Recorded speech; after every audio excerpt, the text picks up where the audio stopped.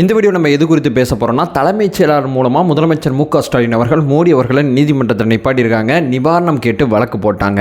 வேலூர் கூட்டத்தில் சொன்னாங்க, இப்போ நிறைவேற்றிட்டாங்க. இந்த நிவாரணம் சார்ந்த வழக்கில் தமிழக அரசு என்னென்ன மாதிரி மேஜரான பாயிண்ட்ஸ் அந்த வழக்குள்ளே வச்சிருக்கு, என்னென்ன மாதிரி விஷயங்களை உள்ளடக்கியதாக அந்த வழக்கு இருக்குது. இந்த வழக்கு குறித்த ஒரு 8 மிக முக்கியமான தகவல்களை இந்த வீடியோவில் பேச போகிறோம்.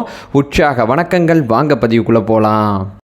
முதல் பாயிண்ட்டை நம்ம என்ன பேச போகிறோம்னா, என்ன கேட்டு நீதிமன்றம் போயிருக்காங்க, அந்த எக்ஸாக்டாக அந்த பாயிண்ட் என்ன அப்படிங்கிற விஷயத்தை எடுத்து பார்த்தோம்னா, எங்களுக்கு நிவாரணம் வேணும், வேறு எதுவுமே வேணாம், நிவாரணம் மட்டும் கொடுத்தா போதும். எவ்வளோ வேணும்? 37,907 கோடி ரூபாய் வேணும். உடனடியாக 2,000 கோடி வேணும். இதை மட்டும் எங்களுக்கு பண்ணி கொடுங்க உச்சநீதிமன்றம், வேறு எதுவுமே நாங்கள் கேட்கல. நிர்மலா சீதாராமன் ஆஜராகணும், அவங்க மன்னிப்பு கேட்கணும், முதலமைச்சர் மு.க. ஸ்டாலின் அவர்கள் ஆஜராகி அவங்கள்ட்ட நேரடியாக மன்னிப்பு கேட்கணும், இந்த மாதிரிலாம் எதுவுமே நாங்கள் வைக்கல. எங்களுக்கு தேவை நிவாரணம். இந்த 2 பாயிண்ட் எங்களுக்கு கிடைச்சா போதும் அப்படிங்கிறது தான் தங்களோட முதல் பாயிண்டாக நீதிமன்றத்தில் வச்சிருக்காங்க. ரெண்டாவது என்ன சொல்கிறாங்கன்னா, இந்த 37,907 கோடி அப்படிங்கிறத உடச்சு பார்த்தோம்னா, மிக்ஜாம் புயல் இருக்குது பார்த்தீங்களா, சென்னையை தாக்குனுச்சுல, இதில் பார்த்தீங்கன்னா 19,692 கோடி ரூபாய் தேவைப்படுது. தென் மாவட்ட வெள்ளத்தில் 18,214 கோடி ரூபாய் தேவைப்படுது. ஸோ எங்களுக்கு டோட்டலாக 2 வெள்ளத்தினால் பாதிக்கப்பட்டோம். இந்த 2 வெள்ளத்துக்கு சேர்த்து இந்த தொகை தேவைப்படுது. 2 வெள்ளத்துக்கும் தனித்தனியாக நாங்கள் பிரித்து எங்களோட அளவீட நீதிமன்றத்தில் சப்மிட் பண்ணியிருக்கோம் அப்படிங்கிறத 2வது பாயிண்டாக வைக்கிறாங்க. 3வது என்ன சொல்கிறாங்கன்னு சொல்லி கேட்டிங்கன்னா, வேலூரில் முதலமைச்சர் மு.க. ஸ்டாலின் அவர்கள் இந்த விஷயத்தை சொன்னாங்க, நாங்கள் கோர்ட்டுக்கு போகிறாங்க, வழக்கு போட போகிறாங்க. சும்மா அரசியல் ரீதியாக பணம் கொடுக்கலன்னு சொல்கிறத தாண்டி நான் நீதிமன்றம் வரை போய் போராட போனேன் அப்படிங்கிற விஷயத்தை முதலமைச்சர் மு.க. ஸ்டாலின் சொல்லியிருந்தாங்க. ஆல்ரெடி கர்நாடகா ஒரு வழக்கு போட்டுச்சு, வறட்சி நிவாரணம் வேணும்னு சொல்லி ஒரு வழக்கு போட்டாச்சு. நம்ம அவங்கள பின்தொடர்ந்து 2வது அந்த வழக்கு போட்டிருக்கோம். உச்சநீதிமன்றம் இது 2 வழக்கையும் ஒன்றா எடுத்து விசாரிக்க போதா, தனித்தனியாக விசாரிக்க போதா அப்படிங்கிறது தான் இங்கே கேள்விக்குறியாக இருக்குது. ஆல்ரெடி பார்த்தீங்கன்னா கேரளாவில் பார்த்தீங்கன்னா ஜனாதிபதி மேலே வழக்கு போட்டாங்க. பல்வேறு மாநிலங்கள் ஆளுநர் மேலே வழக்கு போட்டுட்டு இருக்காங்க. கேரளாவோட உன்னன் வழக்கு என்னன்னா, எங்கள் மாநிலம் இவ்வளோதான் கடன் வாங்கணும், அவ்வளோதான் கடன் வாங்கணும் அப்படிங்கிறத மத்திய அரசு எப்படி நிர்ணயிக்கலாம் அப்படிங்கிற ஒரு வழக்கம் போட்டிருக்காங்க. ஸோ நீதிமன்றமானது, உச்சநீதிமன்றம் பார்த்தீங்கன்னா ஏராளமான ஒரு அசாதாரணமான ஒரு வழக்குகளை சந்திச்சுட்டு இருக்கு. மிக முக்கியமான காலகட்டத்தில் நம்ம இருக்கோம் அப்படிங்கிறத இங்கே நினைவுபடுத்த விரும்புகிறேன். இப்போ 4வது பாயிண்ட்டுங்க, நம்ம ஆல்ரெடி தமிழில் சொன்னது தான், தலைமைச் செயலாளர் தான் நம்மளோட மனுதாரர். இந்த கோரிக்கையை நீதிமன்றத்தில் வைக்கிறது நம்ம தமிழ்நாட்டோட தலைமைச் செயலாளர் தான். முதலமைச்சரோ அமைச்சர்களோ அல்லது திமுகவில் இருக்கக்கூடிய மாவட்ட செயலாளர்களோ இவங்களாம் அந்த வழக்கை போடல. தலைமைச் செயலாளர் சார்பாக நிர்வாக ரீதியான அந்த வழக்கை கொண்டு போகிறாங்க. அதனால தான் தலைமைச் செயலாளர் இருக்கார்.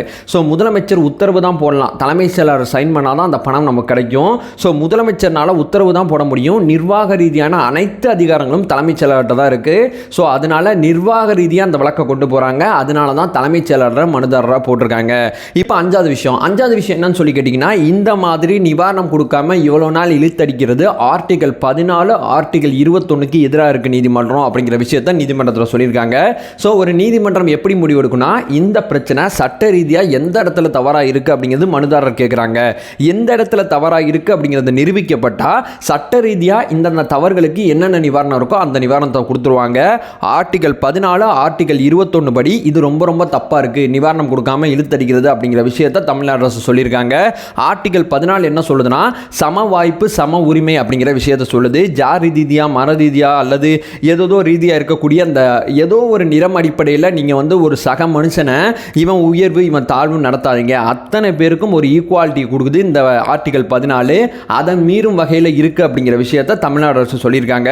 2வது ஆர்டிகல் 21 ஒவ்வொரு மனிதனோட ஒவ்வொரு இண்டிவிஜுவல் தனிப்பட்ட மனிதனோட அவன் வெளிநாட்டை சேர்ந்தவனாக இருந்தாலும் அவனோட தனி உரிமைகள் பாதிக்கப்படக்கூடாது. அவனோட தனி உரிமைகள் ரொம்ப ரொம்ப முக்கியம். அதாவது இந்தியாவில் இருக்கக்கூடிய இந்திய குடிமை வாங்காத நபர்கள் கூட இந்த தனி உரிமை ரொம்ப முக்கியம். ஸோ இந்த விஷயமானது, இந்த நிதி கொடுக்காத விஷயம் எங்கள் மாநிலத்தில் இருக்கக்கூடிய ஒவ்வொரு நபரையும் தனிப்பட்ட உரிமைகளை மீறும் வகையில் இருக்குது.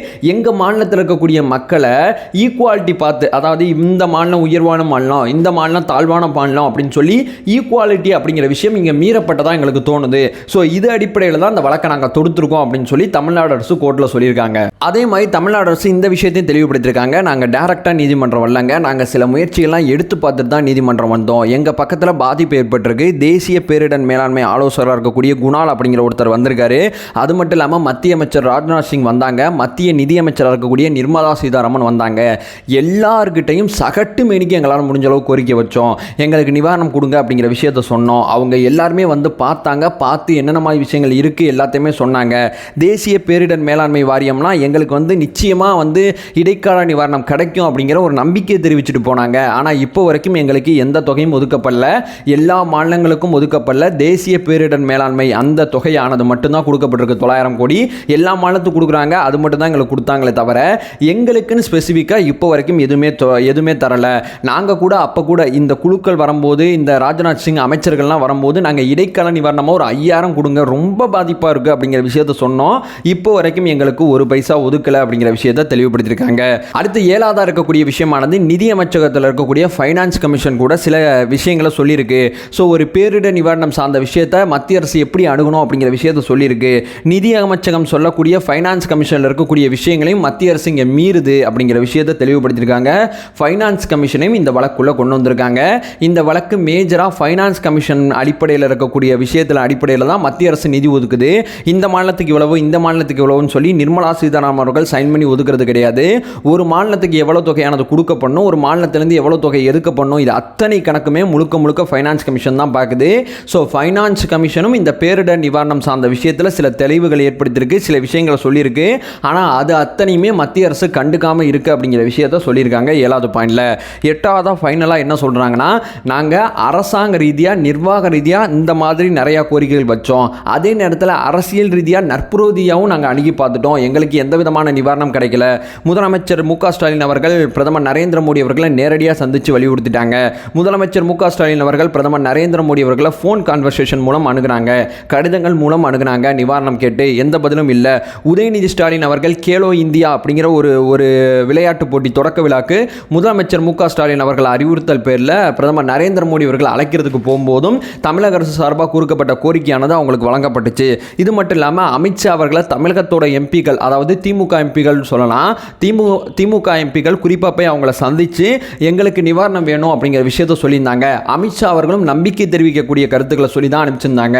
ஸோ நாங்கள் நிர்வாக ரீதியாகவும் எவ்வளவோ போராட முடியுமோ போராடிட்டோம், நட்பு ரீதியாக எவ்வளோ போராட முடியுமோ போராடிட்டோம், அரசியல் ஆதாயத்தை தாண்டி எங்களால் முடிந்தளவு சில விஷயங்களை சொல்லியிருக்கோம். அரசியலமைப்போட 2 ஷரத்துகளை இது மீறுற வகையில் இருக்குது. ஸோ நீதிமன்றம் பார்த்து முடிவெடுங்க அப்படிங்கிற விஷயத்தை தமிழ்நாடு அரசு கோர்ட்டில் போட்டிருக்காங்க. மத்திய அரசு இது அத்தனைக்குமே என்னென்ன மாதிரி விளக்கங்களை கொடுக்க போகுது, என்னென்ன மாதிரி விஷயங்களை சொல்ல போகுது அப்படிங்கிறத பொறுத்து இந்த வழக்கில் யார் பக்கம் மேஜராக ரோல் ஆகும், யார் பெரிய லெவலில் தாக்குதலுக்குள்ளாவா அப்படிங்கிற அத்தனை கேள்விகளுக்கும் பதில் கிடைக்கும். ஸோ இந்த வழக்கானது வரலாற்றில் மிக முக்கியத்துவம் வாய்ந்த ஒரு வழக்காக பார்க்கப்படும். தமிழ்நாடு அரசியல் களத்தில் என்ன நடக்குது, ஏது நடக்குது அப்படிங்கிறத பொறுத்து வந்து பார்ப்போம். அதை சொல்லிட்டு இந்த வீடியோ எண்ட் பண்ணிக்கிறேன். நம்ம சேனலை ஃபர்தராக ஃபாலோ பண்ணிங்கன்னா செய்திகள் சார்ந்து முழுமையாக நம்ம தெளிவை ஏற்படுத்திக்கிட்டு இருக்கோம். நம்மளோட ஒரே நோக்கம் அறியாமை அகற்ற வேண்டும், அறியாமை அகற்றப்பட வேண்டும். Thank you so much.